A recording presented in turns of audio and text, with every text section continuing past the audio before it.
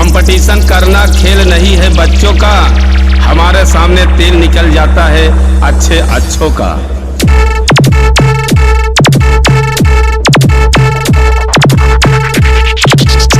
जंग लगी तलवारों पर अब धार लगानी होगी।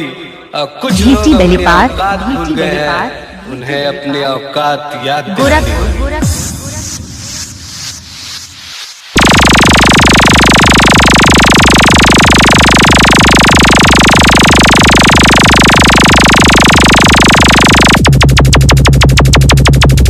अपनी औकात में रहना सीख बेटा, वरना जो हमारी आंखों में खटकता है वो शमशान में भटकता है।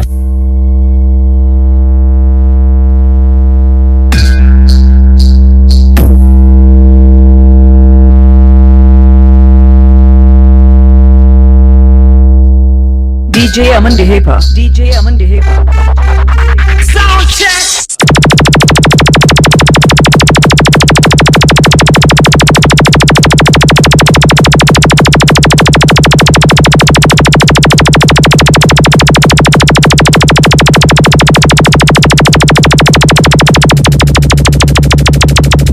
बजाओ बेटा बजाओ, अपने बाप के सामने बजाओ, और ना बजा पाओ तो झोला झंडी लेकर लौट जाओ।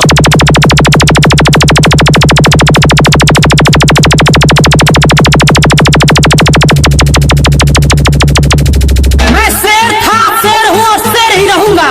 मैं अकेले जंगल में ही सबको दहाड़ के रखता हूँ, मेरे सामने कोई टिक नहीं पाता है। Sound check.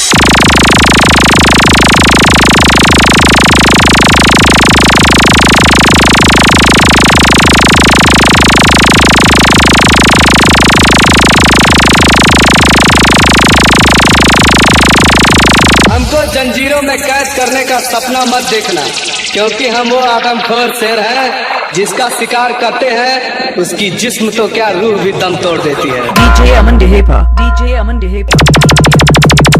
घीसी दलीपार, घीसी दलीपार, घीसी दलीपार, गोरखपुर।